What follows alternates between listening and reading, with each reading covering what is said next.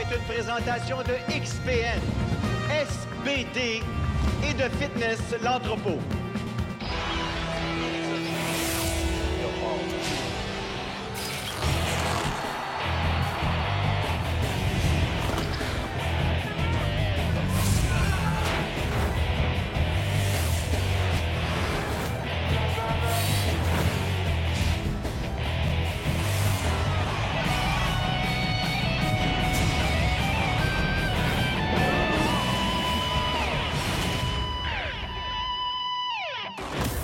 De l'Expo de Trois-Rivières, RDS vous présente aujourd'hui le championnat de l'Est du Canada 2024 du circuit Amphore. Ici Martin Gauthier. Et pour analyser l'action, notre champion canadien à 9 reprises et président du circuit Amphore, Jean-François Caron. Jean-François, je te salue. Bonjour Martin. Aujourd'hui à Trois-Rivières, on a 20 athlètes parmi les plus forts au pays qui vont se disputer une des 6 places de qualification pour le championnat canadien à travers 6 épreuves au programme. Et ils seront jugés sévèrement par nos arbitres que vous avez à l'écran, Thomas Dupont-Guimont et Yannick Normandin. Aujourd'hui, c'est l'Expo de Trois-Rivières. On a le championnat de l'Est canadien. Dans le fond, on a les Maritimes, l'Ontario, le Québec qui vont s'affronter pour la qualification du championnat canadien. Aujourd'hui, on a 20 athlètes. Après 3 épreuves, on tombe à 12 athlètes pour les finales. Et c'est là que le vrai combat commence pour déterminer qui seront les 6 représentants de l'Est du Canada. Je vais vous dire que j'ai gagné l'année passée. Puis, je devrais pas dire ça c'est tout out loud, mais je veux gagner de niveau à cette année. So, je vais faire ce que je peux pour gagner. Mais aujourd'hui, c'est une passe peu nationale, donc je vais pas aller me pousser au plus que je peux. Je vais pas mal jouer plus stratégique qu'aller pousser pour toutes mes épreuves, mais il faut quand même que je fasse le top 6, là. Aujourd'hui, il y a 6 épreuves. C'est sûr que ça va être plus taxant, mais tu donnes le maximum que tu peux donner à chaque épreuve. Puis, rendu à la fin de la journée, c'est le plus fort qui va gagner la compétition. Première épreuve de ce championnat de l'Est du Canada, le joug ou communément appelé le yoke. Oui, le super yoke aujourd'hui, Martin, au championnat de l'Est du Canada, est à 900 livres pour une distance totale de 75 pieds. Et 2 premiers à s'affronter à cette épreuve seront, vous avez devant vous, Kevin Bilodeau se mesurera à celui qu'on a entendu au tout début de l'émission, Kevin Malenfant-Caron. Oui, on a un match-up avec un pro établi puis un nouvel athlète de Kevin Bilodeau qui est amateur qui tente sa chance aujourd'hui au championnat de l'Est du Canada. Et là, on le voit qu'à 900 livres, c'est vraiment une charge, on va dire, de niveau canadien, si on veut. Puis, c'est pas tous les athlètes qui vont être en mesure de déplacer la charge sans échapper. Surtout une distance de 75 pieds comme ça. Je m'attends pour les meilleurs également. On va avoir des temps sous les 15 secondes. Mais c'est pas tout le monde va réussir. Mais là, ça va très bien. Oh, on a laissé tomber du côté de Kevin Bilodeau. Mais Kevin Malenfant, ça va très bien. Malenfant qui termine avec un temps de 26,39. Et tu l'as mentionné, laisse tomber. On peut laisser tomber l'appareil autant de fois qu'on veut. Oui, c'est permis, Martin. L'important, c'est vraiment le temps et ou la distance, on va dire, pour ceux qui termineront pas. Mais ça sera pas un des meilleurs temps. C'est pas la meilleure épreuve de Kevin, mais c'est très bon. 33,81 pour Bilodeau. On l'a vu à l'écran. Nathan Edwards contre Tommy Chevalier. Oui, c'est des nouveaux athlètes également. Tommy, encore au niveau amateur. Nathan Edwards, un nouveau pro du national amateur de l'an dernier qui vient de l'Ontario. On voit que c'est pas facile du côté de Nathan Edwards. Tommy Chevalier, encore au niveau amateur, mais Tommy a beaucoup d'expérience au niveau du circuit Amphore, a été invité à plusieurs reprises dans ce type de compétition. Fait que c'est pas des nouvelles charges pour lui. Il avait l'avance, mais là, c'est Edwards qui a pris la tête. Oui, et est-ce qu'il peut terminer? Et on a un temps limite, bien entendu, pour parcourir toute la distance. Oui, la plupart des épreuves sont à 60 secondes déterminées pour effectuer toute l'épreuve, Martin. 31,58 pour Edwards, et c'est bien ça. Et le jeune Chevalier, lui, 36,53, ce qui n'est pas mauvais.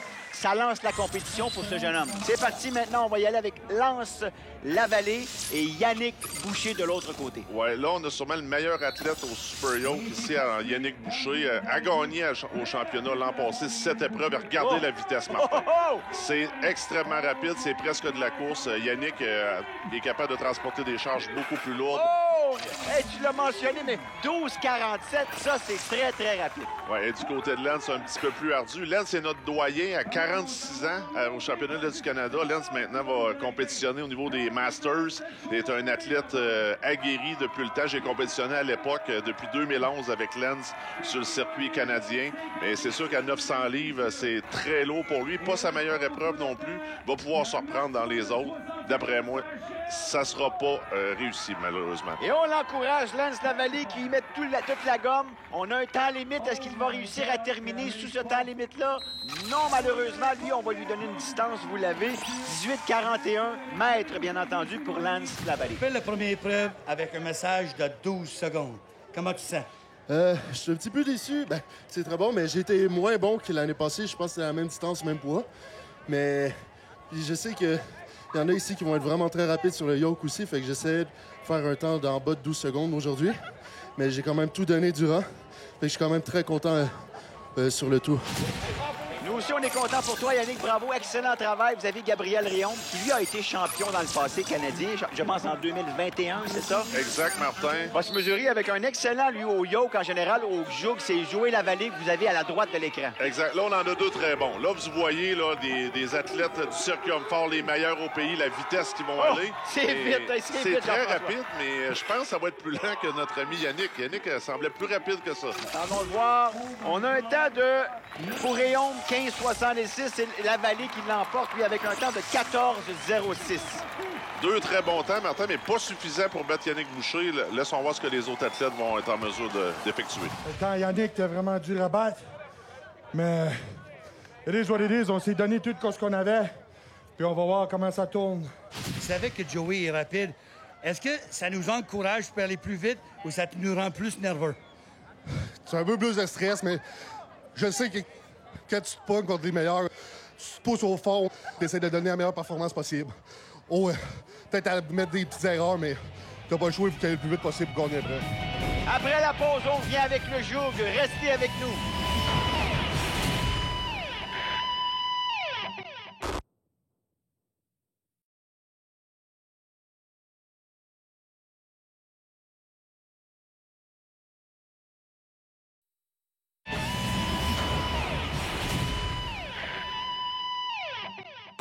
Mon surnom, c'est le Shark. Ça vient que je suis sournois, j'ai l'air de rien, je parle pas beaucoup, je suis pas le plus gros, mais je suis capable de bien sortir des épreuves, puis je sors de nulle part, je sors de l'ombre pour aller chercher des points pour tout le temps bien me classer. Et justement, M. Poirier, on va voir votre performance immédiatement et vous allez vous mesurer à Francis Marchesso.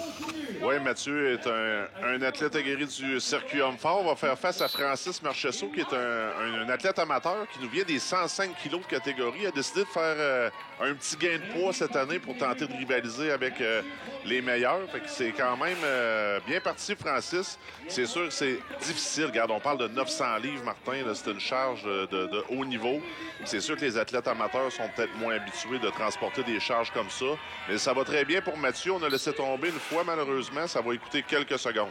Et là, encore une fois, Francis Marchesso qu'on voit à l'écran qui se bat avec la charge 24,82 pour Poirier, ce qui n'est pas un mauvais temps. Maintenant, est-ce que Francis Marchesso est en mesure de terminer l'épreuve sous la barre des 60 secondes? On l'encourage, la foule est là, il est comme tu l'as mentionné. Un gain de poids peut-être un peu rapide, ça peut être plus difficile pour l'athlète la première année, certainement. Oui, puis c'est un athlète qui est un plus petit gabarit. Sur ce genre d'épreuve-là, on va dire que le poids corporel peut avoir une incidence. Mais c'est réussi pour Francis. C'en est bien sorti. Termine avec 57,94. Bravo encore une fois à Francis Marchesso. Vous allez voir maintenant David Nollet, qu'on connaît depuis plusieurs années. C'est un gars de la région, justement, contre Brian Pennell. Oui, Brian, qui vient de l'Ontario, est à son deuxième championnat de l'Est du Canada, a participé au championnat canadien l'an dernier. Quand même une bonne épreuve pour ces deux athlètes-là. David, qui va avoir 40 ans, là, présentement, va tomber dans la catégorie des Masters également. Je pense qu'il avait l'idée d'aller compétitionner au niveau mondial chez les Masters cette année, mais là, ça va très bien. Une bonne épreuve pour lui. Puis je pense qu'aujourd'hui, à Trois-Rivières, on a un bon set d'épreuves pour David, avec des épreuves qui vont tester la force des épaules et la grip. C'est réussi. Voilà, c'est fait. Un temps pour Nollet, 26,45. Excellent temps. Pennell qui se bat encore une fois avec la charge. C'est pas terminé pour lui. Il ressoulève. On l'a mentionné. On peut la laisser tomber maintes et maintes fois. Il n'y a pas de problème. On doit faire ça sous la barre des 60 secondes. Il termine. On le félicite et c'est 43-10 pour Brian Pennell. Ouais, ça va coûter des points, par exemple, du côté de Brian. Fred Réaume, lui, c'est un vieux routier, de même que son frère Gabriel. C'est des gars, les jumeaux. Des fois, on s'y méprend à les regarder. Fred Réaume contre Samuel Daigle. On devrait avoir une bonne course ici. Frédéric est ennuyé par une blessure au bicep. C'est pour ça que vous allez avoir du tape au niveau de son bras. J'espère que ça n'admirera pas ce genre d'épreuve, mais Samuel, ça va très bien. C'est même surprenant un peu son départ. Très rapide et Daigle se mesure contre un gars d'expérience.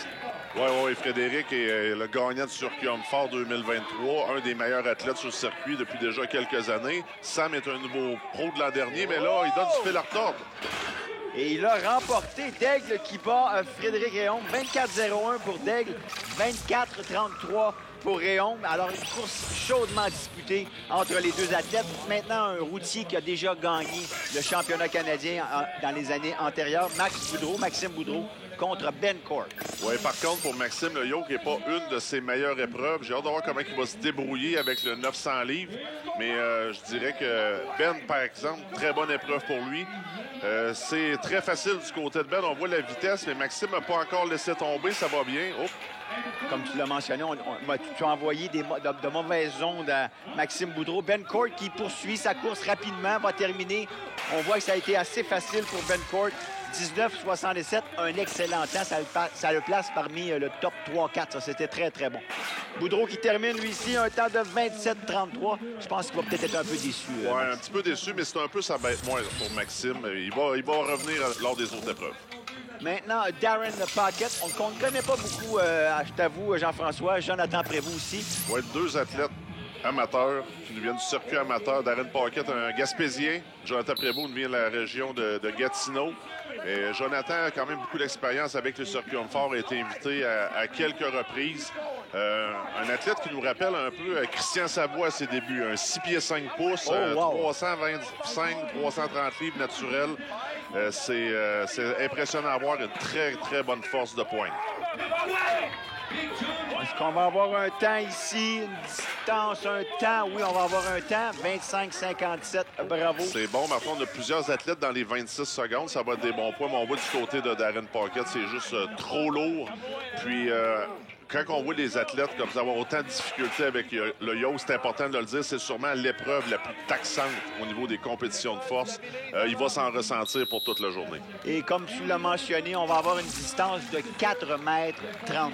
Alors, c'est sûr qu'il a bien essayé à travailler très fort. Et au tableau, ce que ça donne, c'est Boucher qui l'emporte avec une excellente performance, suivie de Lavallée, Réaume, Court, Daigle. Et vous avez les autres qui suivent dans l'ordre. Ici Maxime Boudreau et vous écoutez le circuit Homme-Fort sur RDS.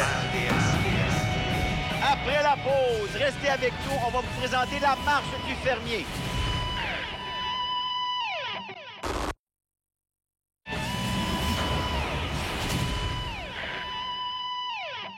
Cette année, je me suis pris un coach qui est Simon Pratt. C'est l'homme le plus fort du Canada 2023. Il m'a beaucoup aidé à développer mes faiblesses. Donc cette année, je m'attends à être un peu plus fort que l'année passée, ça c'est sûr et certain. J'aimerais vraiment ça me rendre dans les 12 pour faire les finales. Puis idéalement, faire le top 6. Mais on verra bien après chaque épreuve où est-ce que je me situe. Et nous allons pouvoir apprécier votre force, M. Chevalier, avec la marche du fermier. Oui, Martin, on doit déplacer 400 livres par main, donc 800 livres total sur 75 pieds. Et là, je me trompe pas, mais 400 livres, là, c'est le poids d'un frigidaire, c'est là? Oui, bien plein. Non, c'est très lourd. On a des épreuves de niveau mondial. Si on compare au temps où ce qu'on faisait à marche fermière de 265, on est à un autre niveau. Là. Kevin Bilodeau, que vous avez à l'écran, et Tommy Chevalier, on a entendu au préalable. Et c'est très difficile, tu l'as mentionné, la charge est très, très lourde. Très lourde, pardon. 400 livres. Oui, là, on a une réalité un peu différente, Martin. On a beaucoup d'athlètes qui vont se battre pour une distance. On a quelques athlètes, les meilleurs, qui vont terminer. Puis, on a également des athlètes qui ne seront pas en mesure de partir la charge. On a des poignées qui sont un peu plus basses qu'à la normale. On demande encore plus de puissance au niveau du soulevé de terre pour lever la charge. Puis, des poignées qui sont quand même assez massives, à 1 pouce écart. Ça demande une très bonne force de pointe. 10,87 en mètres pour Tommy Chevalier. Encore une fois, on voit Bilodeau qui se bat durement avec la charge. 2,99 m, tout près de 3 mètres. Comme tu l'as mentionné, ça va être difficile de vraiment parcourir la distance de combien de pieds? 75 pieds, Martin, qu'on a parcouru. Seulement quelques athlètes vont être en mesure. Mais de là, l'importance de franchir la meilleure distance. Chaque pouce peut être des points supplémentaires. Alors, Malenfant-Caron. Vous avez Malenfant-Caron contre David Nollet que vous avez à l'écran devant vous. Oui, David, une très bonne force de poing, mais je m'attends à une bonne performance de sa part. Pour Kevin, malheureusement, ça va être un petit peu plus difficile. On n'est pas en mesure de soulever complètement les appareils. Les mains ne sont pas assez fortes, malheureusement. Très difficile, comme tu l'as mentionné, 400 livres. Ça, c'est une charge de calibre mondial. Il n'y a pas tellement longtemps, au plus prestigieux World Strongest Man, on avait des charges de 325, 350 livres. Ici, pour le championnat de l'Est du Canada, c'est 400 livres chaque main. Oui, c'est très pesant, Martin. Puis on va sûrement avoir également des athlètes qui vont avoir des déchirures au niveau des mains. Une blessure assez courante sur ce genre d'épreuve. Aujourd'hui, il ne fait pas tellement chaud à Trois-Rivières. C'est pas ensoleillé. On va diminuer les risques de déchirure. Mais c'est très bon pour David. 11,07 mètres pour David Nollet et seulement 0,66 mètres pour Kevin Malenfant-Caron. Vous allez maintenant voir Mathieu Poirier qui, lui, va se mesurer à Jonathan Prévost. Jonathan Prévost, une très bonne force de main, va peut-être être en mesure de battre la distance de David, qui est notre leader présentement. Et là, tu l'as mentionné, c'est un grand bonhomme, lui, 6 pieds 5 pouces. Exactement, Martin. Des très, très bonnes mains. Jonathan a une grip de niveau mondial, on va le dire. Mais on parle de 800 livres. 800 livres, puis les gars viennent de faire un yoke. On a 6 épreuves au programme, mais je vous le dis, c'est une épreuve, c'est une compétition pour hommes aujourd'hui. Je pense que toutes les épreuves sont des compétitions pour hommes sur le circuit Amphore. Ça, c'est garanti. Alors, on a souvent des compétitions qui vont avoir 4 épreuves par jour. Là, à 6 comme ça, là, on va pouvoir vraiment déterminer qui sont les meilleurs athlètes et qui sont les athlètes les mieux préparés pour ce genre de compétition. Et ça va quand même bien pour notre ami Prévost qui, quand continue, dépose. On peut déposer la charge comme on veut, le nombre de fois qu'on veut. On a un temps limite. C'est terminé. On vous donne le résultat, 1,22 mètres pour le jeune Mathieu Poirier. Et Prévost, quand même, qui prend la tête avec une distance de 16 mètres 81. Vous avez maintenant Samuel Daigle contre Frédéric Réaume.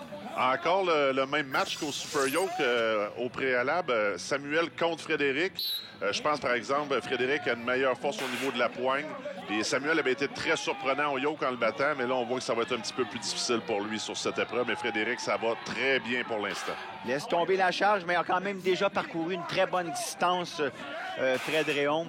Très, très difficile, encore une fois, pour Samuel Daigle. Mais on veut aller chercher des points. C'est important, des fois, quelques centimètres de plus.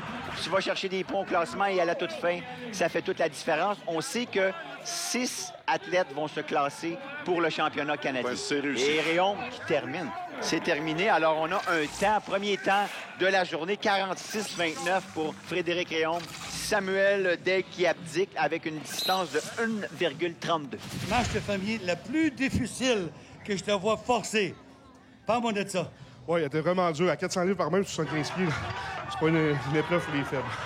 C'est vrai. Mais c'est une bonne épreuve pour moi. J'espère que mon temps va rester pour ramasser des points pour les autres. Et ma question, c'est est-ce qu'il y a vraiment une épreuve pour les faibles dans les hommes forts? C'est très, très rare. J'ai jamais vu ça. Ben Court. Moi non plus, Martin. L'autre aussi, le frère de l'autre, vous l'avez reconnu, Gabriel Réaume. Oui, Gabriel a une très bonne force de la poigne, mais Gabriel, cette année, nous revient de 2 blessures. C'est comme un recommencement pour lui au niveau des compétitions de force pour se qualifier pour le championnat canadien. A été ralenti l'an dernier par ça, mais les marches fermiers est une bonne épreuve pour Gabriel. Laisse tomber, prend son temps. On utilise aussi, on voit la craie. On n'a pas le droit d'utiliser des sangles pour s'enrouler les mains. Ça, c'est bien entendu, mais on a le droit à la craie, ces choses-là. Oui, mais c'est ce qui va donner le plus d'adhérence sur la poignée, parce qu'il faut vraiment assécher les mains au maximum pour être en mesure de tenir un poids de 800 livres et de le déplacer, parce que le soulever est une chose. Aussitôt que l'athlète commence à marcher, Martin, les coups se font ressentir au niveau des doigts, puis c'est ce qui fait ouvrir la main et qu'on va perdre notre prise. Fait que les gars doivent serrer extrêmement fort. Puis avec les charges qu'on a aujourd'hui, j'ai pas vu de gars encore déchirés au niveau des mains. C'est quand même impressionnant et c'est une bonne chose parce que plus tard dans la compétition, on a encore de la poigne. Ouf. Alors, si tu as les mains ouvertes, la peau ouvre à cause justement des callosités qui se forment au niveau des jointures. Ça ouvre et les mains deviennent terriblement sensibles. 6,22 mètres pour Ben Court Et Gabriel Réaume, on aurait pensé qu'il aurait terminé la distance. Malheureusement, non. 19,30 mètres. On sait que c'est une charge, encore une fois, très lourde. 400 livres chaque main. Maintenant, Joey Lavallée, qui, lui, a des bonnes chances de parcourir la distance contre Yannick Boucher, qui nous a vraiment impressionnés à la première épreuve, qui était le jour. Ces deux athlètes sont en mesure de finir la distance, selon moi. Martin, sont très bons à cette épreuve. On voit Joey très rapide. Yannick a déjà échappé, par contre, mais c'est quand même une de ses meilleures épreuves à Yannick. Et je pense qu'on a peut-être poussé fort au niveau du yoke. Et quand la fatigue accumulée commence à se faire sentir, la poigne va être la première chose affectée au niveau de l'athlète. Mais là, ça va quand même très bien là, pour Joey, qui devrait être en mesure de terminer. Mais Yannick, un petit peu plus dur. On est aux environs des 30 pieds de parcouru. Peut-être un peu décevant pour Boucher. On aurait pensé justement qu'il aurait chauffé Joey Lavallée, mais Lavallée a vraiment un net avantage maintenant sur Boucher dans cette vague de compétition. Un petit peu décevant, oui, parce que j'ai vu Yannick faire beaucoup plus lourd à l'entraînement, mais là, c'était peut-être pas les mêmes appareils qu'on utilise en compétition. Lavallée, l'arbitre, hein, Guimond, a dit non. On a glissé sur la ligne. Et voilà, alors on doit déposer. 59-56, il termine tout juste sous la barre des 60 secondes de justesse pour Lavallée, mais il a un temps. Et Yannick Boucher, lui, qui a terminé avec une distance de 9,60. Max Boudreau, maintenant, contre Nathan Edwards. Et si quelqu'un est capable de faire ça sans l'échapper, c'est Maxime Boudreau, Martin. Une des meilleures grips au monde présentement.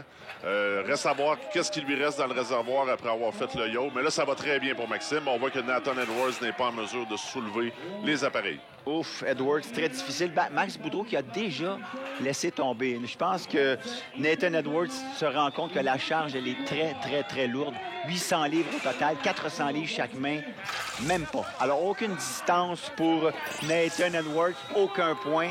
Boudreau maintenant. Je pense que Maxime a également usé un peu de stratégie.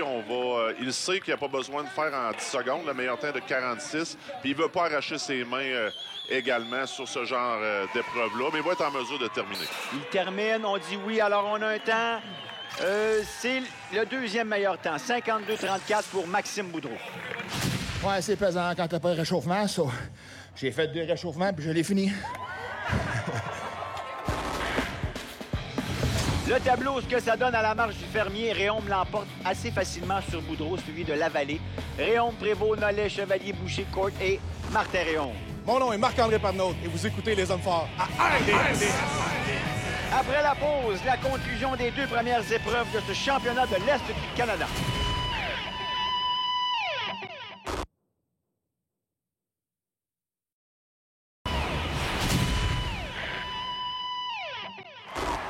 Une superbe foule ici à l'Expo de Trois-Rivières avec un public passionné par les athlètes de force. Et après 2 épreuves, notre champion en titre, Joey Lavallée, est en tête. Oui, Martin, la compétition est très serrée pour les athlètes qui tenteront de se qualifier pour le prochain championnat canadien. Mon nom est David Nollet. Soyez là la semaine prochaine pour d'autres Hommes Forts sur RDS. Le Circuit Hommes Forts était une présentation de XPN, SBD et de Fitness l'Entrepôt. Et Jean-François, après 2 épreuves, tes prédictions? Un très bon départ de nos Québécois, Martin, mais avec encore 4 épreuves au programme, tout peut arriver. Et nous, on se donne rendez-vous la semaine prochaine pour la suite de ce championnat de l'Est du Canada 2024. Et d'ici là, soyez forts!